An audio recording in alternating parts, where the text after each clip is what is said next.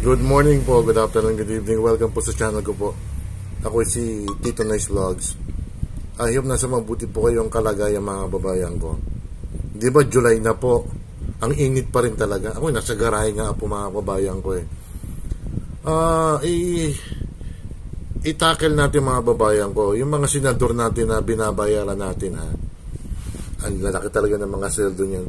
Alam niyo ba may allowance po yan na 50 million pesos. Walang resibo. Gagamitin na kung saan nila pwedeng gamitin niya, ibang tutulong, medical health, mga relief goods, etc. etc. Wala palang resibo po yan. Kaya naman pala yung ibang mga kababayan natin, mga politician, atat na atat tumakbo. Dahil bukod sa sweldo po nila, ay meron po silang 50 million. Grabe talaga, no? Sikat lang ko, tatakbo senador mga babayan ko. Ito kasi, si Senator Alan Peter Cayetano ng Taguig at Senator Nancy Binay ng Makati mga babayan ko, ay sila yung nagtalo about sa, di ba, ilang years na lang, siguro 3 to 4 years or 5 years, magkakaroon na po ng sariling building ang Senate of the Philippines. Senado po natin. Kasi nangungupa lang sila dyan sa may PNB, dyan sa may reclamation area ba yan, sa may Pasay. Ano yung kung magkano po? 23 billion pesos po. Pera po ng taong bayan yan. O, nagtatalo sila kasi baka meron daw nangangahoy, alam nyo na, nangungumisyon. Alam nyo ba ang ano ba, landscaping po huwag sana kayo mabigla. According to them ang landscaping po ng Senado, new buildings, I think sa BGC, 600 million. Grabe, ang dahil pa ng pera ng Pilipinas, no? Pero tayo nagpapasyuro sa mga yan. Directly and indirectly, mga kababayan ko. Kasi nagbabayad tayo ng VAT, di ba? Ito yung pagtatalo nila mga kababayan ko. Salamat sa TV5. Senador Alan Peter Cayetano at Senator Nancy Binay kaugnay ng bilyong pisong halaga ng ginagawang Senate building sa Taguig. Okay. Si Binay nag-walk out sa pagdinig. Ay? Ano kaya ang dahilan? Alamin sa Napikon. report. Pero mamaya may ano tayo dyan Ba't ka galit na galit sa akin ngayon na nire-review ko yung amount na yan? Wala matapos ang building na to. Ano nga matatapos? 15 buwan yung base sa mesa mo, wala kang ginawa. Hindi na napigilan ni Senate Accounts Committee Chairman Alan Peter Cayetano at Senator Nancy Binay na ilabas ang init. Alam nyo, Senator Pia Cayetano, Alan Peter Cayetano, hindi ko gusto ang mga Binay, partly maybe siguro, pero bakit naman ganun ang naging yung asta mo? Babae yan kausap mo. Ang kapatid mo senador, nanay mo babae. Sana, alam ko matalino ka naman, binoto kita in 2016, pero hindi yung ganun ang treatment mo sa isang babae. Kaya may ginawa si senador na si Binay. Ito lang, last day lang. Tapusin na muna natin yung diskusyon nila. Ulo nila sa isa't isa sa pagdinig ng Senado kanina. Ngayon ang unang araw ng pagdinig ng komite ni Cayetano sa new Senate building project sa Fort Bonifacio, Taguig na sinita ni Senate President Jesus Escudero dahil umaabot na raw sa mahigit 23 billion pesos ang budget para sa inflation Pero giit ni Senator Binay na siyang dating pinuno ng Accounts Committee at pinalitan ni Cayetano, bakit ba pinipilit na 23 billion pesos ang presyo ng building? Samantalang sa datos ng DPWH na nangangasiwa sa construction, nasa 21.7 i-round out mo yan, mga 23 na yan, hindi. Aabot yan. Phase 1 hanggang Phase 3. Grabe, no? Pero giit ni Cayetano, nakuha nila ang 23 billion pesos na datos mula mismo sa Senate Coordinating Team o SCT na dating mga tauhan ni Binay sa komite. Records to ng SCT, Senator Binay, that was given to me by the SCT. Who are your staff? So what's the problem? No, ma'am, Ginugulo mo yung hearing wala namang kailangan magulo. Yun ang sinabit sa akin. So kung sasabihin mo mali, personalan ang nangyari kasi. Can we just go back? May problema sa iyo, you keep going around saying, gusto ko makausap si Alan, gusto ko makausap si Cheese. Nagkita pa tayo sa party, may cellphone, hindi mo naman kami kinakausap, tapos manggugulo ka ngayon sa hearing. Diba nang gulo Tiyak naman ni Binay, Grabe. umabot sa mahigit 23 billion pesos ang sinasabi ni Cayetano dahil sinama niya sa computation ang gastos ng presyo ng lote ng building. Wala yung lote dyan, 21, ma'am.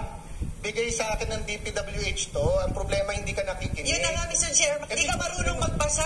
21, naging 23. Hindi My ko point kasi is, out of order Grabe, ka na. personalan. Siningil din ni Cayetano si Binay sa 600 million pesos na plano para sa landscape ng bagong Senate 600 million. March 2023 para na Grabe. isubmit sa kanya ng DPWH ang plano pero hindi pa rin naaprubahan hanggang Ayan. ngayon.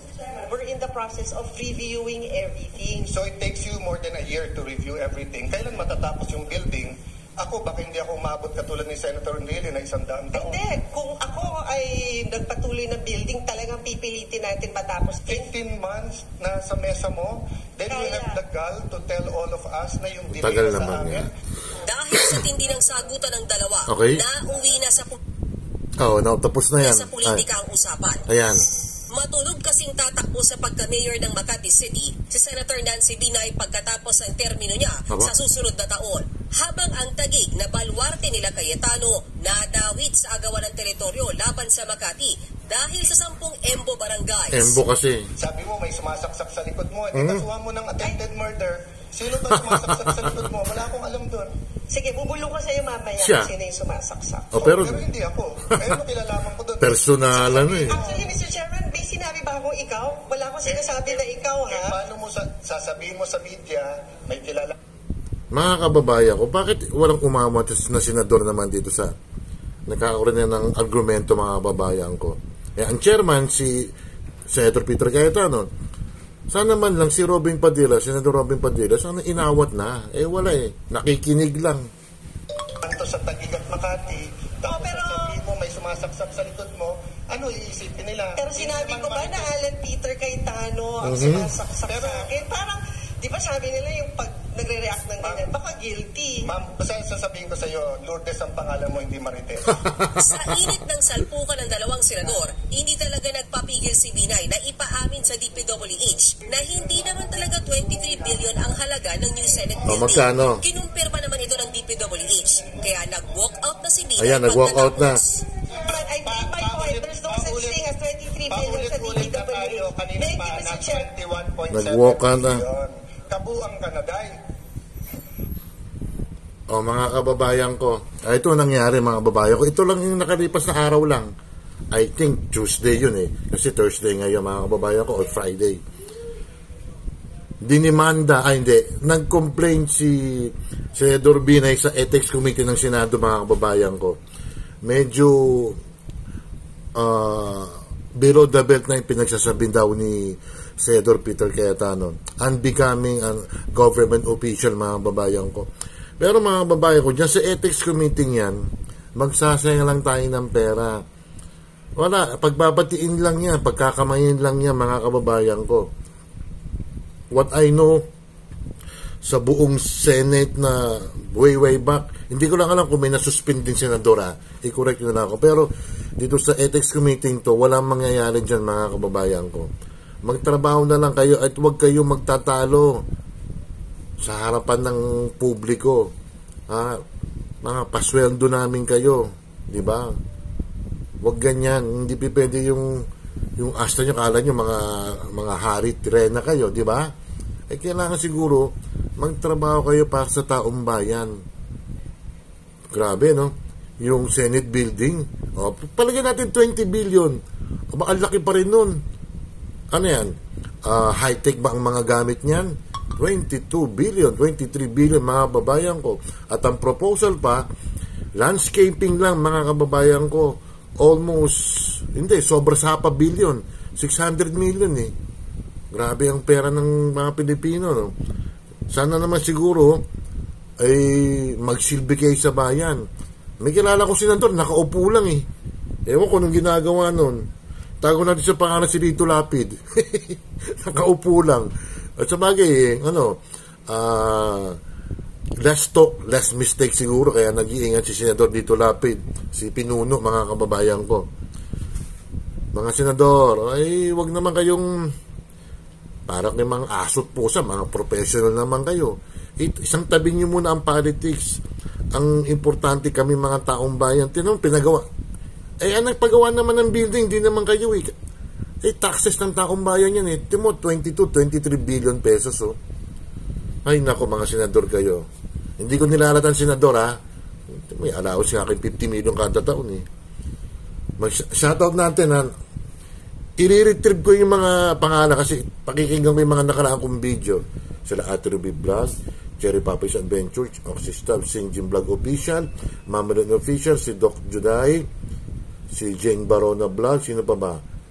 Sila Nanay Eva TV, si Mamalin Official, si Shirley Mendrano, si Nanay Eva TV, si Bib, Dong Rebs, sino pa ba? Si Myra T. Sanchez, at saka sa Team Okra, yun na lang. Sila, kalimutan ko tuloy, ang dami, si Eris Neris. I-retrieve ko na misplace ko mga kababayan ko eh. Oh, mga senador, grabe kayo. Mga pasweldo kayo namin eh. Kung, grabe, mga hari trena kayo ha. Ayusin yung trabaho nyo. At ayusin nyo yung mga, sana may may mag-hearing dyan about sa presyo ng bilihin. Unti-unting tumataas na naman mga kababayan ko. Ay nako. Don't forget to like and subscribe. Hit the bell notification para ma-update kayo sa akin mga video. Salamat po at mag-iingat po kayo. Peace sa inyo lahat. Bye.